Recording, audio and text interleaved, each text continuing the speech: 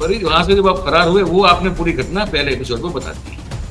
अब मुझे हाँ ये जी, हाँ जी। समझना है कि कैसे आप वांटेड होते हुए, एक एब्सकॉन्डिंग होते हुए 45 दिन की आपकी जो ये यात्रा रही, मुझे उसकी डिटेल में हमारे दर्शकों को लेके जाना है। तो नेपाल तो मेरे लिए स्विट्जरलैंड जैसा है। क्यों?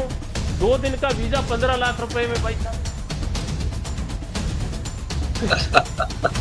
2 दिन का वीजा जो है 15 लाख में नेपाल का वीजा लिया। सबसे महंगा कंट्री हो गया। तो फिर वहां से मैं दोहा की, ये कतर एयरवेज की दोहा से फिर मैं मॉन्ट्रियल आता हूँ। ईटीडी मेरे पास होती है। कनाडा में उतरने पे मेरे से कोई क्वेश्चन नहीं ऐसे पूछा जाता 9 महीने कहाँ थे भाई, क्या करके आए, क्या था क्या, क्योंकि कनाडा में कोई आपको केस नहीं होना चाहिए। तो ये थी मेरी फरारी। लेकिन जो मेरी फरारी के दिन रहे, उस पे तो एक बहुत बढ़िया ग्रेट एस्केप जैसी फिल्म या वेब सीरीज बन सकती। गोदी मीडिया ऑनलाइन इंडिया में नहीं है, कनाडा में सभी रिपोर्टर्स को। तहलका रेडियो टीवी एक करके है, उनका मुझे फोन आया, मेरा प्रोग्राम था शेड्यूल्ड। बोले भाई साहब प्रोग्राम नहीं हो पाएगा, हम किसान कॉरपोरेशन पे बात कर लेते हैं। मैंने कहा वो क्यों? बोले जी हमारे बॉस को फोन आ गया है कि इस मैटर पे कोई बात नहीं करनी। तो पहले भी जो मैंने कई ऐसे लोग हैं जिनको मैं समझता था कि ये बहुत जुझारू हैं, ये लड़ेंगे इंडिया के खिलाफ, रोज प्रोग्राम करते हैं, उनको जब मैंने ये चीज़ें भेजी कि ये वीडियो मेरा है और ये प्रूफ है, भाई साहब किसी ने कांटेक्ट नहीं किया, सब चुप हो गए। तो मैं साहब अरेस्ट होता हूँ 17 जून 2021 मैं अरेस्ट होता हूँ। अरेस्ट कैसे होता हूँ? मेरी ब्रिटिश एयरवेज की फ़्लाइट सुबह 4 बजे वो लैंड की। वैंकूवर से मैं गया था, घर पे भी लड़ाई करके गया था कि मुझे 15 दिन के लिए जाना है और घर वाले रोक रहे हैं। अच्छा, वो मुझे तो वहाँ से मुझे एक सीख मिली मयूर भाई, जब मैं जेल जाता हूँ तो मुझे एहसास हो जाता है इंडियन लीगल सिस्टम का कितना स्लो है जी। और कितना नकारा है। लेकिन मैंने 2 महीने किसी से बात ही नहीं की अंदर। अदरवाइज अंदर फोन थे अवेलेबल, सेल फोन बाद में। दोस्तों नमस्कार, 4 PM गुजरात पर आप सभी का बहुत बहुत स्वागत है। मैं हूं आपका दोस्त मयूर जानी। दोस्तों इस वीडियो में वो जो दूसरा एपिसोड हमने प्रॉमिस किया था वो हम कर रहे हैं। कुल मिला के चौथा होगा जगमनदीप भाई के साथ बात करते करते, क्योंकि उस चीज में मुझे बड़ी एक रुचि उत्पन्न हुई, पैदा हुई कि एक आदमी जो कि पंजाब की जेल में गिरफ्तार होके जो है वो 9 महीना गुजारता है, वही आदमी जेल से भागता है। उस पर तो हमने बात कर दी थी पहले एपिसोड में। लेकिन भागने के बाद 45 दिन तक हिंदुस्तान में रहता है और 45 दिन तक वो ऐसे घूमता है जिसे कोई, ना तो कोई पुलिस पीछे है ना कोई उसको ढूंढ रहा है। हालांकि वो फरार है, वो एब्सकॉन्डिंग है, ठीक है, वांटेड है एक तरह से कहो तो, ठीक है। और फिर भी वो घूमते रहते हैं। तो वो जो 45 दिन का जो वो जो जर्नी है, मुझे आज उसमें जो है डिटेलिंग में जाना है कि कहाँ, कैसे, क्यों, कब, ये सब जो सवाल है, ये कैसे हो सकता है, ये सब पूछना है उनको। तो ये आज ये एपिसोड में इस पर ही बात होगी, इस पर फोकस होकर बात होगी आज, ठीक है। उनके साथ मेरी बात हुई है और उनके पास और भी कुछ अलग अलग से जो मतलब इंटरेस्टिंग, रोचक जानकारी है। प्रथम दृष्टि से अगर आप बहुत सारे लोगों ने मुझे कहा था कि भाई ये तो तो मैं पहले भी कह चुका हूँ कि भाई भरोसा मत कीजिएगा, ये सब वो अपनी जगह पे वो सब ठीक है। हम, मैं पत्रकार हूँ, मेरा काम है कि सच को खोद खोद के बाहर निकालना। जितनी कोशिश की जाए, जहां भी कोशिश की जाए, अगर बात कोई सच आती है तो वो। और जगवंती भाई जब मैंने कहा तो उन्होंने कहा कि भाई मैं जो कह रहा हूँ उसकी जिम्मेदारी मेरी खुद की है, ठीक है। और मैं, ये हमारा चैनल जो है कोई किसी को प्रमोट करने के लिए नहीं बैठा है, लेकिन बात अगर कहीं ऐसी हो कि जो देश की जनता को जानने लायक हो, जानना जरूरी हो, वो बात तो फिर करनी पड़ती है। तो आज वो 45 दिन का जो उनका जर्नी रहा है, उस पर हम बात करने वाले हैं। मैं जो है जगमनदीप भाई को भी जोड़ रहा हूँ हमारे साथ। फिर से एक बार स्वागत है आपका जगमन भाई। हाँ जी, हाँ जी, बहुत बहुत धन्यवाद मयूर जी, बहुत बहुत धन्यवाद। ये बताइए महाराज कि अब जो है मुझे वहां से डॉट शुरू करना है और वहां डॉट खत्म करना है। कहाँ कि आप पंजाब की फरीदकोट जेल ना आपकी, वहां जिसमें थे, हाँ, फिरोजपुर, फिर फरीदकोट, फिर फरार। फिर फरार। ठीक है, हाँ जी, तो फिर वहां से जब आप फरार हुए, वो आपने पूरी घटना पहले एपिसोड में बता दी है। अब मुझे हाँ ये जी, हाँ जी। समझना है कि कैसे आप वांटेड होते हुए, एक एब्सकॉन्डिंग होते हुए 45 दिन की आपकी जो ये यात्रा रही, मुझे उसकी डिटेल में हमारे दर्शकों को लेके जाना है। आप उस पर जो है बस बताना शुरू करें। आप निकल चुके। मैं आपको एक चीज ऐड कर दूं इसमें, मयूर भाई। दर्शक भी देख रहे होंगे मजा ले ले करके। देखिए, मैं इस चीज से भी चाहे वो मजाक की है कि भाई आपको ना ईडी वीडी ये घेरने लगे कि जगमनदीप की इंटरव्यू कर रहे हो, इसके मैं रीजन बताता हूँ। मेरे पास पर देखिए गुरु, मेरे पास कुछ है नहीं, मेरे मेरे पर हाँ, ऋण है, डेट है। हाँ, हाँ जी, हाँ जी, हाँ जी। ना मेरा खुद का घर है, ना मेरे पास घर कोई चलाचल कनाडा संपत्ति है। में मेरे ऊपर तो ऋण पड़ा हुआ, मेरे पास आके क्या करेंगे ये लोग। कनाडा कनाडा में सभी रिपोर्टर्स को देखो, गोदी मीडिया ऑनलाइन इंडिया में नहीं है, कनाडा में सभी रिपोर्टर्स को तहलका रेडियो टीवी एक करके है उनका। मुझे फोन आया, मेरा प्रोग्राम था शेड्यूल्ड। बोले भाई साहब प्रोग्राम नहीं हो पाएगा, हम किसान कॉरपोरेशन पे बात कर लेते हैं। मैंने कहा वो क्यों? बोले जी हमारे बॉस को फोन आ गया है कि इस मैटर पे कोई बात नहीं करनी है। तो पहले भी जो मैंने कई ऐसे लोग हैं जिनको मैं समझता था कि ये बहुत जुझारू हैं, ये लड़ेंगे इंडिया के खिलाफ, रोज प्रोग्राम करते हैं, उनको जब मैंने ये चीजें भेजी कि ये वीडियो मेरा है और ये प्रूफ है, भाई साहब किसी ने कांटेक्ट नहीं किया, सब चुप हो गए। अब भी सब ऐसे सो गए जैसे अच्छा बच्चा सो जाता है। चलिए कोई बात नहीं। तो मैं साहब अरेस्ट होता हूँ 17 जून 2021 मैं अरेस्ट होता हूँ। अरेस्ट कैसे होता हूँ? मेरी ब्रिटिश एयरवेज की फ्लाइट सुबह 4 बजे वो लैंड की। वैंकूवर से मैं गया था, घर पे भी लड़ाई करके गया था कि मुझे 15 दिन के लिए जाना है और घर वाले रोक रहे थे। अच्छा। अच्छा, वहां से मुझे एक सीख मिली कि चलो वो तो भगवान करता है जो होता है, लेकिन अ, अगर मैं ना जाता तो, है ना, तो मुझे वो तकलीफ भी नहीं काटनी पड़ती। चलो इनसे तो लड़ाई चल रही थी थोड़ी बहुत, जो नोकझोंक थी वो तो अलग, लेकिन वो काटी। उसके बाद मुझे याद आती थी ये चीज कि मुझे घर वाले रोक रहे थे और मैं खुद मौत के मुंह में जैसे जाकर के घुसा हूं। चलिए घुस गया। मयूर भाई, जब मैं जेल जाता हूं तो मुझे एहसास हो जाता है इंडियन लीगल सिस्टम का कितना स्लो है जी। और कितना नकारा है कि भाई यहां से मैं 15 साल 12 साल नहीं निकल पाऊंगा, और 5 साल तो मेरी बेल नहीं हो पाएगी। उसका रीजन था, उन्होंने 420 के साथ 120 जोड़ दी थी कॉन्स्पिरेसी की। हाँ। तो क्या होता था, 9 महीने तक पेशी होती थी एवरी मंथ एक बार, या हम्म। तो वीसी पे अपना वीडियो पे, जहाँ फिर जाना होता था। और बस आगे की डेट, वो तारीख पे तारीख, डायलॉग सली देओल वाला। जी। मैं आपको ये बताता हूँ जज कैसे रिश्वत लेते हैं। पंजाब के जो सेशन जज हैं, एक जज की ड्यूटी होती है जेल चेक करने की। वो जेल अच्छा। आता है, उनको पैसा थमा दिया जाता है, वो जेल आता है, उसको अच्छा अच्छा खाना दिखा दिया जाता है, कैदियों को ये देते वो देते, सभी को बंद करके रखा होता है, 15-20 अपने चमचे आगे रखे होते हैं, वो जो कुछ नहीं बोलेंगे, उनको रोज बीड़ी मिलेगी। तो वो जज आता है, आराम से सब चेकिंग होके चला जाता है। इस पे मैं ऐसा मुद्दा उठाऊंगा अपने वीडियोस में कि मैं इनको सभी को सालों को नंगा करूंगा, ये जजों को। और मैं सीजीआई को इसका दूंगा, कंप्लेंट भी दूंगा कि ये जेल चेक करने जाते हैं, उसकी वीडियो रिकॉर्डिंग होनी चाहिए, और वीडियो रिकॉर्डिंग होके वो ऊपर जानी चाहिए हाई कोर्ट के जज को, है ना। ओके। नंबर एक। चलिए अपना मयूर भाई, मैं अरेस्ट होता हूँ तो 6 महीने, अच्छा पहले 2 महीने तो मुझे ऐसा लगता है जैसे मैं किसी मेले में आया हूँ। मुझे पकड़ने या पकड़वाने वालों को ऐसा था कि ये एनआरआई है, इतना मेरा वो चमड़ी वो सफेद जैसे छिला हुआ आलू होता है, ये तो जून का महीना है, इसकी तो चीख निकल जाएगी, ये 2 दिन में हमसे समझौता कर लेगा, है ना। जी। लेकिन मैंने 2 महीने किसी से बात ही नहीं की। अंदर, अदरवाइज अंदर फोन थे अवेलेबल, सेल फोन बाद में। जी। जी। घर पे भी मैंने 1.5 महीना बात नहीं की। क्यों? मुझे एक आदत है, मुझे आप मिट्टी, कैसा भी बिस्तर दे दो, कैसा भी चीज दे दो, मैं वहां पे सो जाऊंगा, मुझे कोई परवाह नहीं है। मिट्टी ओके। है, गंदा है, कीड़े हैं। हम जब गेहूं या ये धान काटा करते थे तो मशीन रात को जब बंद करते थे हार्वेस्टर 4-5 बजे, क्योंकि वो गीला हो जाने लगता था, तो वो नमी तरेल की वजह से, तो जी। उसी के नीचे वो ऐसे बचा करके सो जाते थे।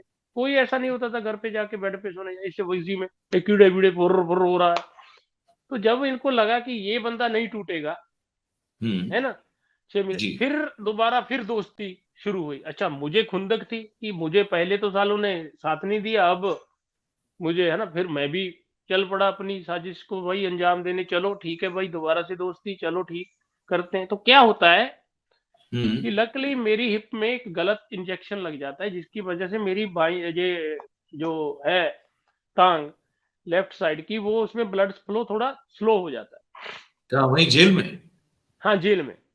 तो जेल में ऐसी मेडिकल सहूलत जैसे ज्यादा नहीं है फिरोजपुर, तो मुझे वहां से फरीदकोट शिफ्ट करवाया जाता है पहले, नहीं, बहाना पर वो बना के। इंजेक्शन किस चीज का था, क्यों लगाया गया था? देखिए, मैंने जैसे बता चुका हूँ कि मैं अफीम यूज करता हूँ। तो मुझे, जब मैं जेल जाता हूँ तो मुझे बहुत ज्यादा, मेरा ये टूट रहा था शरीर, जैसे आपको तोड़ लगती। तो अच्छा। वो नींद का और नशे का होता था। लेकिन क्या था कि वो कोविड जेल थी, 15 दिन वहां रहना होता था। वो खड़े खड़े के अंदर ही जाली के बीच में से ऐसे इंजेक्शन सुई निकाल के इंजेक्शन लगा दे, पता नहीं चल लग रहा कहाँ कहाँ पे लग रहा है, लेकिन इंजेक्शन लगाते कौन है? सरकारी डॉक्टर आधा घंटा ड्यूटी पे आता है जेल का, आज भी जाके कोई चेक कर सकता है। जेल में जो लोग पकड़े हुए हैं नशे की ये गोलियां बेचते हुए, दुकान वाले, थोड़े बहुत आरएमपी होते हैं, उनको ड्यूटी दी जाती है दवाइयां और टीका लगाने की। तो गलत अच्छा। टीका लगा, सिफारिश से मुझे वहां से फरीदकोट शिफ्ट किया गया, फिरोजपुर से। फरीदकोट में मैं 1 महीना रहा। 1 महीने बाद मुझे गुरु गोबिंद सिंह मेडिकल कॉलेज फरीदकोट में शिफ्ट कर दिया गया। जी लेकिन वहां भी आपके पैर को वो कड़ी लगी रहती है बेड जी पे। आम वार्ड में आप होते हो, बाकी लोग भी होते हैं। जी तो भाई साहब, जिन लोगों की मेरे पे ड्यूटी थी वो दोस्त बन गए, वो भी खाने पीने वाले। जी। शाम को 4 बजे मुझे खोल लेते थे, गाड़ी उनके पास होती थी, ये 2-3 मंजिला हॉस्पिटल है। हम जाते थे, फिश लेते थे, दारू की बोतल लेते थे, पीते थे, खाते थे आराम से। तो 1.5 महीना ऐसी सिलसिला चला ये खाने पीने का। अच्छा। हाँ, मैं गया हूँ 7 दिसंबर को मैं गया हूँ, 27 जनवरी को मैं भागा हूँ। 2021? 22 में, 22 22? में, हाँ, हाँ, दिसंबर 7 2021 तक मैं जेल की हवा खा रहा था। दिसंबर 7 को मैं गुरु गोबिंद सिंह मेडिकल शिफ्ट होता हूँ फरीदकोट जेल से। और 2022 जनवरी 27 को मैं फरार होता हूँ। एफआईआर की कॉपी मैं आपको भेज दूंगा, वो आप लगा देना इस पे, मेरे पास जी पड़ी हुई है। जी 0033 एफआईआर है फरीदकोट थाने की। जी जी।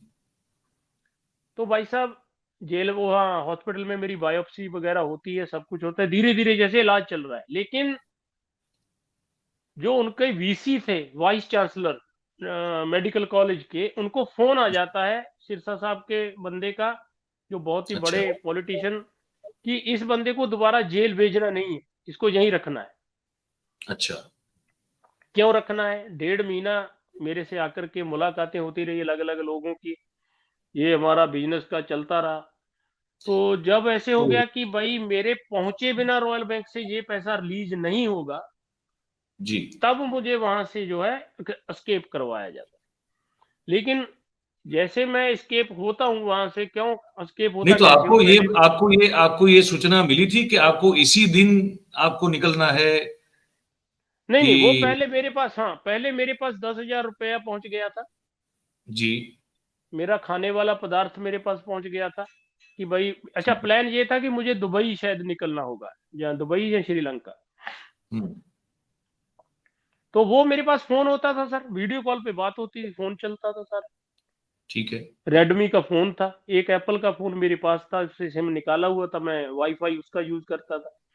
हम्म। तो मुझे पता था कि मुझे फोन नहीं रखना है, सिम निकाल के फेंक देना है, ऐसे ऐसे हम्म। भागना है।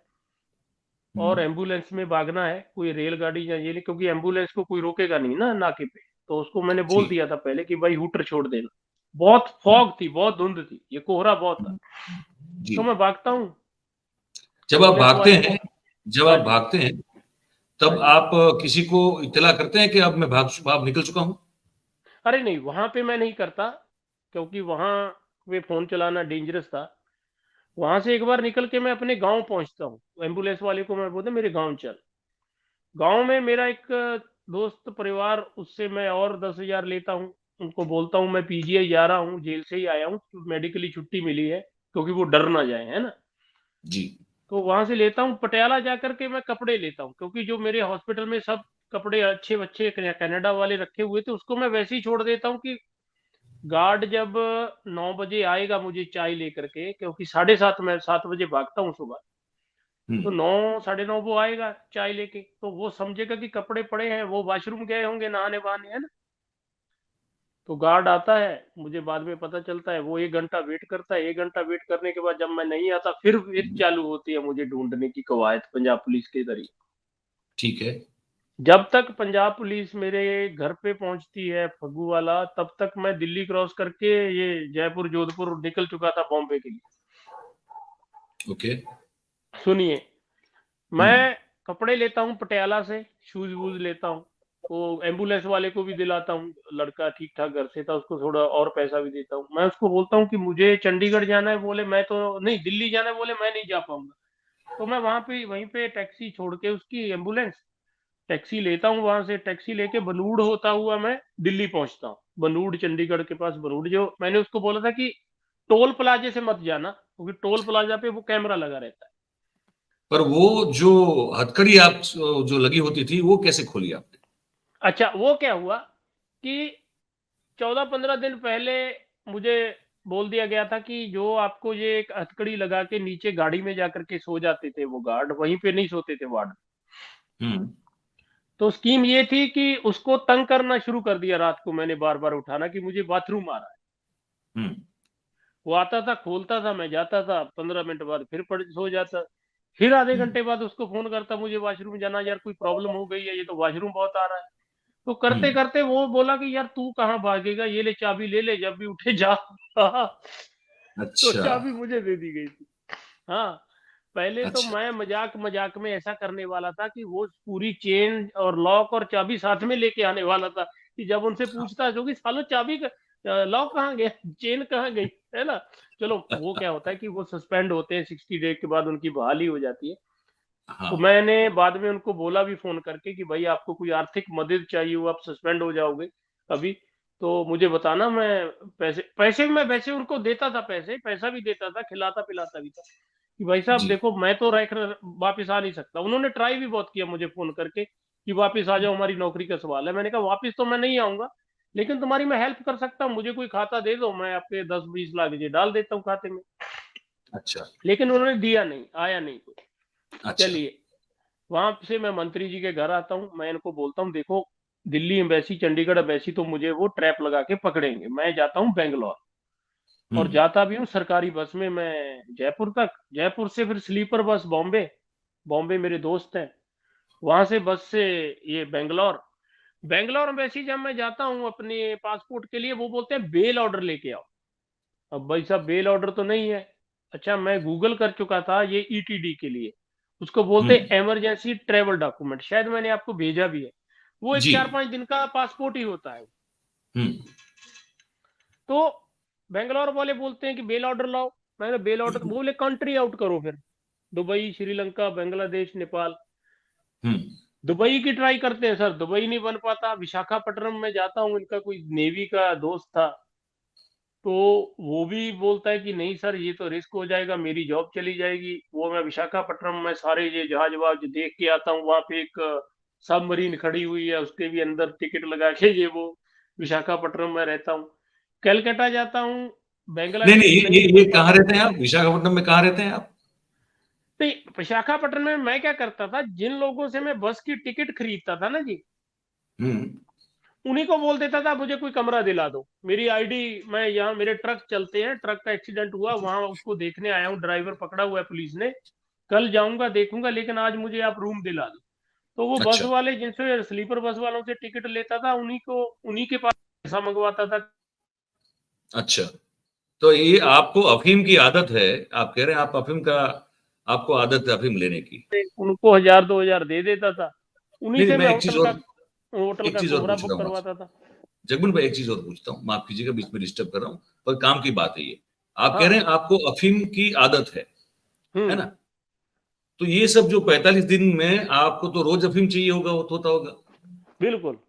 तो कैसे आप उसका आपने जुगाड़ कैसे किया? भागने से पहले मेरे पास जिसको आप बोले एक पाव आ चुकी थी भागने से पहले, अच्छा और वो ही पाव मेरा 45 दिन का चक्कर जो है उसमें लगा, वो एक पाव। अच्छा तो मैं स्लीपर बस से बांग्लादेश इधर कलकत्ता से ट्राई किया, बोले जी एनआरसी जब से लगा है सख्ती बहुत हो गई, आप ब्रह्मपुत्र नदी से त्रिपुरा साइड से पार शायद कर सकते। अच्छा तो मैं सिलीगुड़ी, पटना, पटना से सिलीगुड़ी, सिलीगुड़ी से असम, असम से त्रिपुरा शिलोंग होता हुआ ट्राई करता हूँ, उधर से भी नहीं हो पाता। वापस फिर असम आता हूँ। जब असम में आकर के खत्म होती है वो अफीम, तो मैं मणिपुर वाली अफीम लेता हूँ वहां से 15,000 रुपए की। अच्छा वो लेकर के दोबारा पटना साहब आकर के मैं मंत्री जी के पास फिर आ जाता हूँ घर पे। फिर मैं पूसा में ठहरता हूँ उस टाइम, जी जी मंत्री जी के पास भी ठहरता हूँ और पूसा। और वो बोल रहे हैं कि अब फिर तुझे निकालें तो कैसे निकाले, बोले जी नेपाल सही रहेगा, क्योंकि उनके जो ड्राइवर हैं या और भी लोग हैं वो नेपाली थे ऑलरेडी वहां। तो अच्छा, एक एक एक चीज और में, आप कह रहे हैं कि मंत्री जी के वहां आप जाके रहे, वापस रहे, तो वहां जब रहे तो आप उनके घर में रहे पहले, हाँ, वहां उनके पहले, मैं पहले गेस्ट हाउस दिल्ली में, मेरा, हाँ दिल्ली वाले। दिल्ली, हाँ दिल्ली वाले, अच्छा, नंबर तो थ्री, वहां नंबर थ्री आपकी, कृष्णा मेनन मार्ग, हाँ जी, नंबर 3 कृष्णा मेनन मार्ग। अच्छा, हाँ, तो ये वहां आपकी मतलब मुलाकात, बातचीत रूबरू किस किस से हुई वहां जब आप उनके सभी वहां वापस प्रबल, चले गए? सभी प्रबल के सामने ऐसे मैं टेबल पे ऑफिस में बैठा हुआ हूँ, ऑफिस की फोटो मैं निकाल रहा हूँ, वो मोदी जी के साथ तोमर साहब खड़े हुए हैं, ये वीडियो, वीडियो तो चलो पहले का था। तो मैं तो बड़े आराम से, कोई अच्छा क्या होता है गेस्ट हाउस में, प्रॉब्लम ये आ जाती है कि वहां पे दारू नहीं मिलती पीने को। फिर मुझे उड़ीसा का एक ड्राइवर था, उसको बोला जाता है कि इनको पूसा में शिफ्ट कर देते हैं। तो मैं पूसा में 7-8 दिन पूसा में रहता हूँ, 21 फरवरी से लेके 27 फरवरी। एक बात कहें आपको, हाँ जगमोहन हाँ, भाई, बुरा मत मानिएगा, पर हाँ जी, हाँ जी। आप अफीम का भी नशा करते हैं, आप शराब का भी नशा करते हैं, तो कुछ सुनिए, लोग ये भी सवाल उठा सकते हैं कि भाई ये जो आदमी इतना नशा करता है उसकी बात पर भरोसा कैसे किया जाए?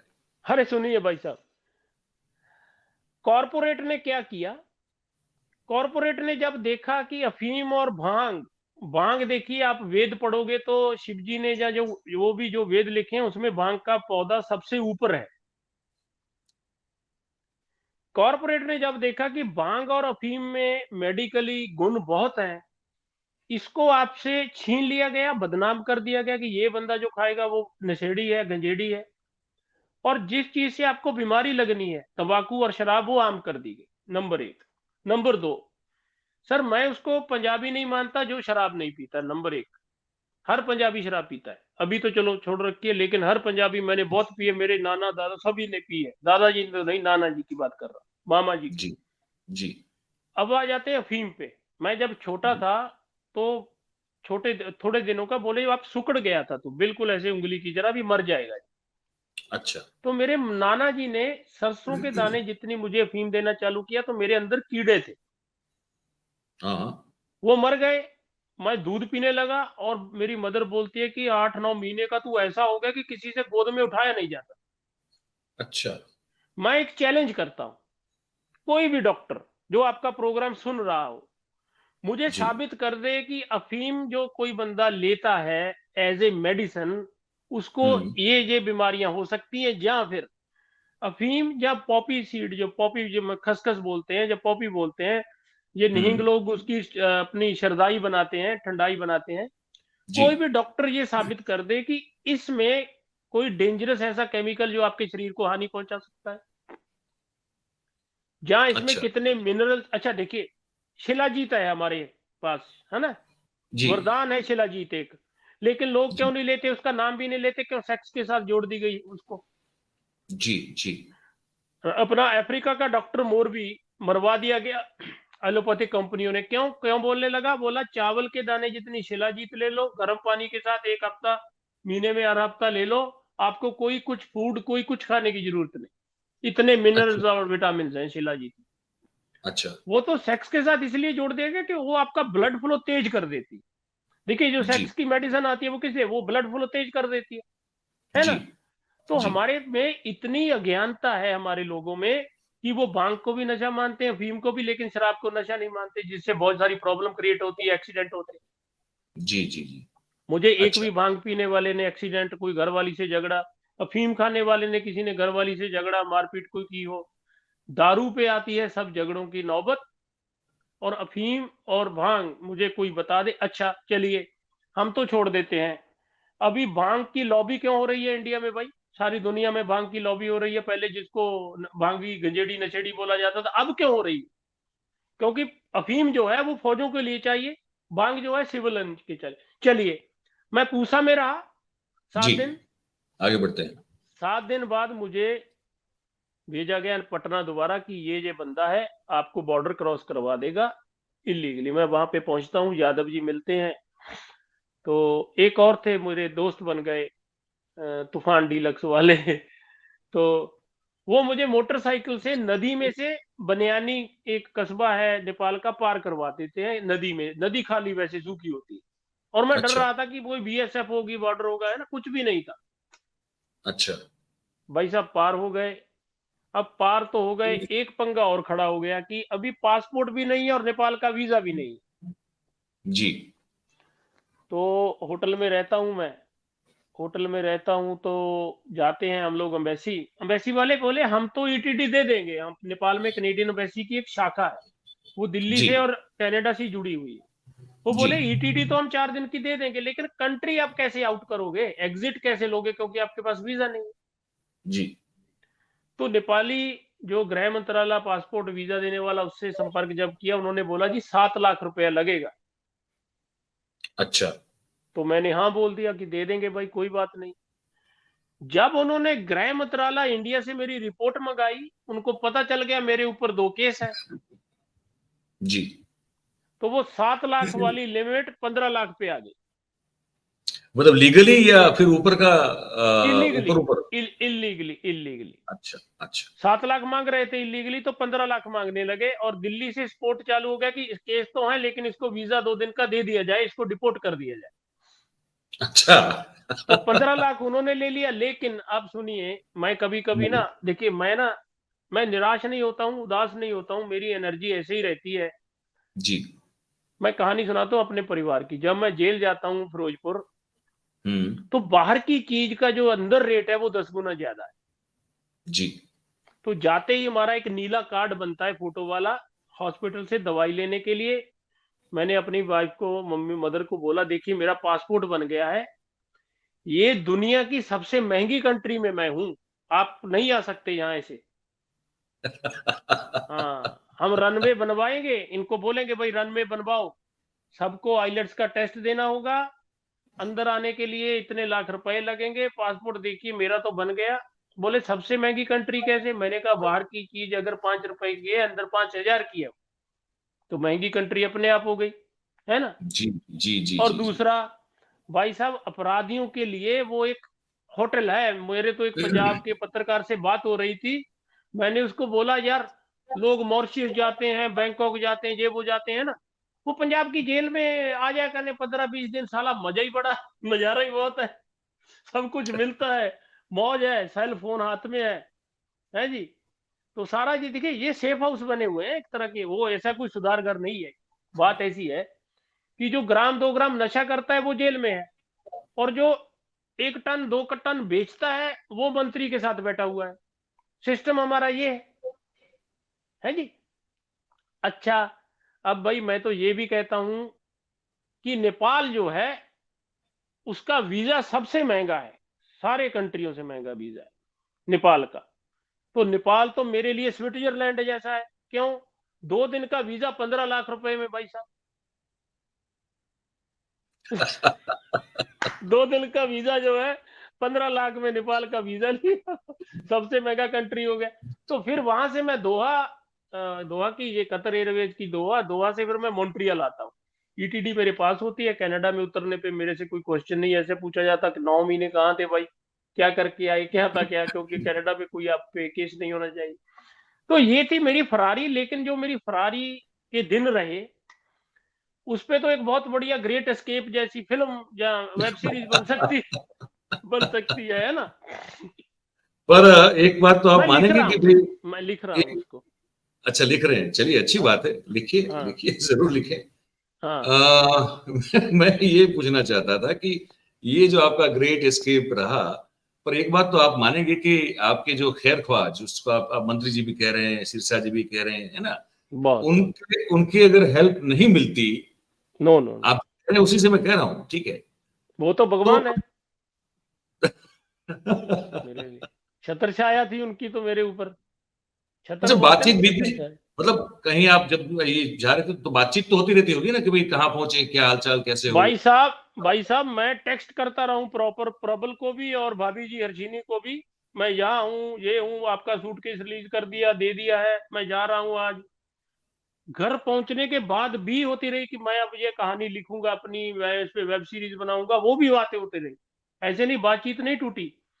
होता क्या है कि मैंने ये वीडियो लीक नहीं की है, मैं दोबारा बोल रहा हूँ, मेरी कोई ऐसी प्लानिंग नहीं थी 2024 की थी। वो तो जिसने भी मेरा फोन, वो एक पुलिस के पास चला जाता है एक फोन मेरा जो मैं कनाडा से लेके आता हूँ। तो लीक किसने बेची या लीक की उसकी मुझे जानकारी नहीं, पहली बात तो।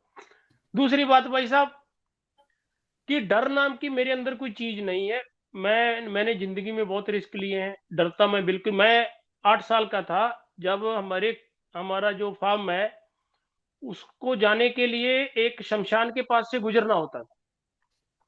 तो वहां पे वो ऐसे बल रही होती थी चिखा, और मैं जा रहा हूँ, नहीं तो छोटे सा बच्चे तो वैसे ही भूत से डर जाता है ना। थोड़ी सी सरसराहट हुई तो मेरे घर में ऐसा नहीं था कि बच्चों को जैसे डराते ना माँ बाप, ये जहाज आ जाएगा, ये बिल्ला। सबसे ज्यादा बच्चे के मन में डर वहीं से बैठना चालू है। फिर आ जाता है रिश्तों का डर। पहले आता है माँ बाप का डर कि भाई मुझे कुछ हो गया माँ बाप को क्या होगा। फिर आ जाता है मैं मर गया तो मेरे बच्चों का क्या होगा, मेरी वाइफ का क्या होगा, वो डर डर। फिर आ जाता है सरकार का डर कि कुछ बोल दिया तो जेल हो जाएगी। मैं आपको एक बात बताता हूँ मजे की, मुझे एक लड़के का फोन आया टोरंटो से। मेरी वाइफ ड्राइव कर रही थी और मैं फोन पे था अभी 2-3 दिन पहले। बोला भाई साहब आप जो बोलते हो, मैं पूरा मोटिवेटेड, मुझे एनर्जी मेरी डबल हो गई। मैंने कहा क्या बात है? बोला यार मेरी वाइफ मुझे डराती रहती है कि 911 कॉल कर दो, कोई झगड़ा वगड़ा होता है ना, जब यहाँ पर लेडीज के जो अधिकार है बहुत ज्यादा है। मैंने कहा यार पहली बात तो मैं तुझे इंसान ही नहीं मानता जो तू वाइफ के 911 से डर जाता है। बोला फिर मैं, बोला ये नहीं डरूंगा तो, मैंने कहा तो, बोला पुलिस ले जाएगी। मैंने कहा ठीक ले जाएगी। पुलिस आपको ले जाएगी, आपको अच्छा बिस्तर देगी, रजाई देगी, कुकीज देगी, कॉफी पिलाएगी, चॉकलेट खिलाएगी, सुबह 4 बजे छोड़ देगी। तो क्या डरना या डर डर। देखो हमारे जो स्वतंत्रता सेनानी थे वो फांसी से नहीं डरते थे, जेल भरों से नहीं डरते थे, है ना। जी। मैं आपको एक बात बता दूं, एक बार मुझे पुलिस वाले ने रोक लिया यहीं गाड़ी मेरी, तब मैं ड्राइव किया करता था, अभी ड्राइव नहीं करता हूँ। तो मुझे बोला आपकी हेडलाइट नहीं जल रही है। मैंने कहा भाई अभी अंधेरा नहीं हुआ है, मैंने जलाई नहीं। यहाँ पर थोड़ी गाड़ी ऑटोमेटिक है और उसकी हेडलाइट अपने आप भी जलती है, कई ऐसी है कि जलानी पड़ती। वो बोला 6 बज गए हैं, बाय रूल 6 बजे आपकी हेडलाइट जल जानी चाहिए। मैंने कहा देख भाई, मुझे उसका तो पता नहीं, लेकिन मुझे अभी पूरा प्रॉपर दिख रहा है। और अभी यहाँ पर सूर्य क्या है कि गर्मियों में 10-11 बजे अंधेरा होता है, सुबह 4 बजे दिन, 10-11 बजे अंधेरा गर्मियों में। और सर्दियों में 4 बजे अंधेरा और सुबह भी 9 बजे तक अंधेरा। अच्छा, बोला मैं टिकट दूंगा। मैंने कहा दे दे। उसने टिकट दी, मैंने फाड़ी मुंह पे फेंक के मैं आगे ड्राइव करके चला गया। लोग पुलिस से डरते रहते हैं, वो इंडिया जैसी इंडिया वाली पुलिस का मेंटली यहाँ पे लेके आते हैं। वो यहाँ की पुलिस से भी वैसे डरते हैं। यहाँ की पुलिस ऐसी है, अगर आपको पता चल जाए कि उसके पास वो बॉडी कैम नहीं है और दूसरा पुलिस वाला उसके बाजू में अभी नहीं आया, आप जितनी गाली दो भर भर के उसको, वो हाथ नहीं लगा पाएगा। भाई ये तो ठीक बात नहीं है ना। डर की ऐसा नहीं बात करना। नहीं, नहीं मैं डर की बात बता रहा हूँ। अच्छा। लोग मेरे फैन हो रहे हैं कि जगन भाई बड़ा बिंदास बोलते हो, ऐसा कैसे। मेरी वाइफ और मेरी मदर ने ये 4-5 दिन पहले मुझसे एक बात बोली कि तूने ये पंगा तो ले लिया, तेरे बच्चों का तूने कभी सोचा तेरे तेरे बाद तेरे बच्चों का क्या होगा। मैंने उनसे एक बात बोली मयूर भाई जी। सीरियसली, कि यही जी। बात अगर गुरु गोविंद सिंह जी सोच लेते कि मैं जी। मुस्लिम बन जाता हूँ, हीरे जवाहरात ले लेता हूँ, कितनी बात है, टोपी तो पहननी है, कलमा पढ़ना है। मैंने कहा आज आपका नाम नूरजहां होता और मेरा नाम मोहम्मद अकबरदीन कुछ ऐसा वैसा होता, है ना। नंबर 1। नंबर 2, हर सिख जो पाठ करता है, पाठ में उसमें आता है कि किसी को डराना नहीं और किसी से डरना नहीं, नंबर एक। नंबर दो, हम भगवान को तो कहते हैं जी, हमें शिक्षा ये दी जाती है कि मोह माया अहंकार से दूर रहो। सभी लोग पाठ भी करते हैं, सभी ग्रंथों में ये चीज है कि मोह माया। मोह क्या? अपने घर वालों से मोह, कि भाई हम मिट्टी के पुतले हैं, कभी भी कुछ हो। माया आपकी जो धन संपत्ति जो भी है ना, अहंकार। और दूसरा है ना डर, कि भाई किसी को डराना नहीं नजायज, और किसी से नजायज डरना नहीं। भाई साहब, मैं ऐसा इंसान हूं कि ना डर नाम की चिड़िया मैंने कभी देखी है, ना कभी शायद मरते दम तक देखूंगा। और मुझे ये ऐसा किसी का डर नहीं कि ये ऐसा करवा देंगे, वैसा करवा देंगे। होगा तो लोग मुझे याद रखेंगे। अब मुझे पता है कि मुझे 10-20 हजार लोग तो जरूर याद रखेंगे, फैन बन जाएंगे मेरे। ये चीज है। एक उसी से जुड़ा, अब फिर वापस पहुंच गया, मॉन्ट्रियल पहुंच गए, आप फिर घर पहुंच गए, ठीक है। तो वो जो जो जहां से ये पूरा मसला पैदा हुआ था, 725 करोड़ रुपए जो फ्रीज थे, उसका क्या हुआ? फिर आप पहुंच गए वापस फिर? वो अभी वो अभी भी वैसा ही है जी। वो कोर्ट के जरिए अप्लाई हुआ है, उसको रिलीज करवाने के लिए भी पिटीशन मैंने कोर्ट में डाली है अभी।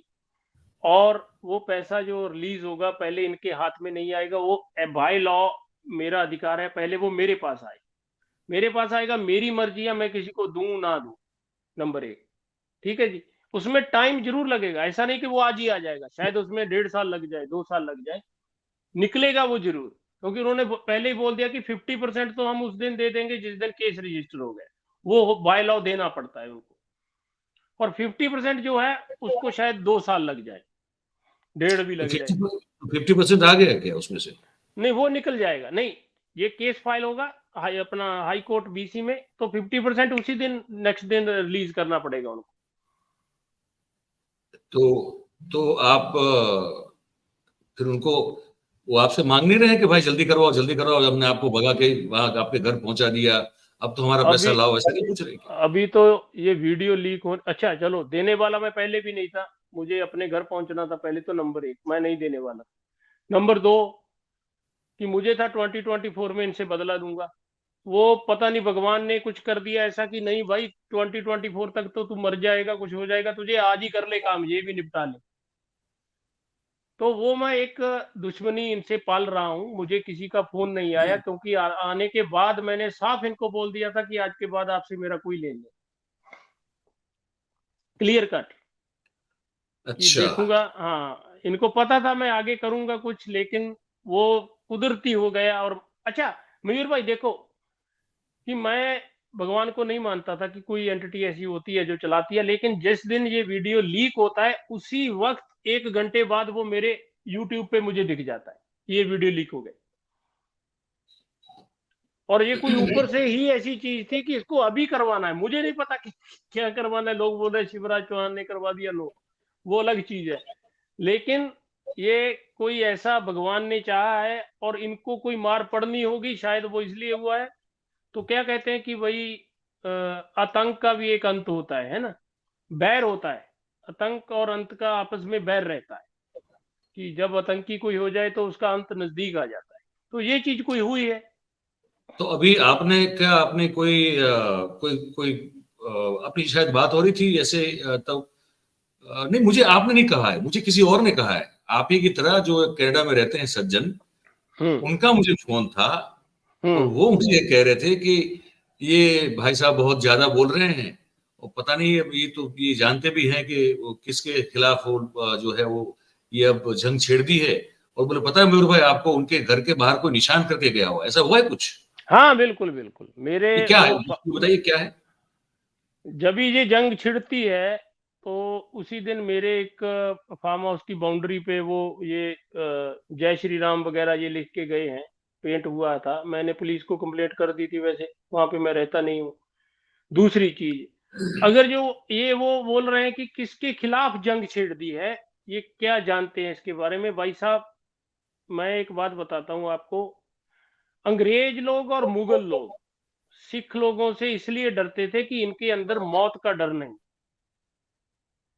हमारे लोगों में अभी मौत का डर, पुलिस का डर, जेल का डर भरा जा रहा है, कि ये उठ ना पाए। कोई कबार कोई उठता है, जैसे दीप सिद्धू था, उसको जानकारी थी ये न्यू वर्ल्ड ऑर्डर की सब कसेगी, वो बता रहा था लोगों को, वो खत्म।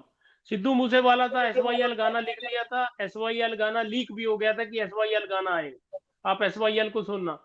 SYL का गाना इनके ऊपर एक ऐसा प्रहार था जैसे कोई न्यूक्लियर बम फोड़ दिया हो RSS के खिलाफ किसी ने, ठीक है जी, उसकी मौत होती है। तो ऐसे कई लोग, मैं नहीं कहता, चले चाहे वो खालिस्तानी लहर से भी जुड़े हों, जैसे खंडा साहब थे, जिज्जर साहब थे, उनकी असैसिनेशन होती है, पाकिस्तान में पंजबड़ की होती है, ये एक लड़ी लड़ी ना ऐसे कलेक्ट होती है, तो कुदरती उसमें मैं भी जंप कर गया हूं। होगा क्या होगा वो तो बाद की बात है, लेकिन अगर वो ये कहें कि भाई इसने किसके खिलाफ जंग छेड़ दी, यार वो भी तो हार्ड मास का इंसान है, डर तो उसको भी लगता होगा। कि एक फिल्म का भी एक डायलॉग है ना, भी डर तो उसको भी लगता होगा, मौत का डर तो उसको भी होगा, है ना।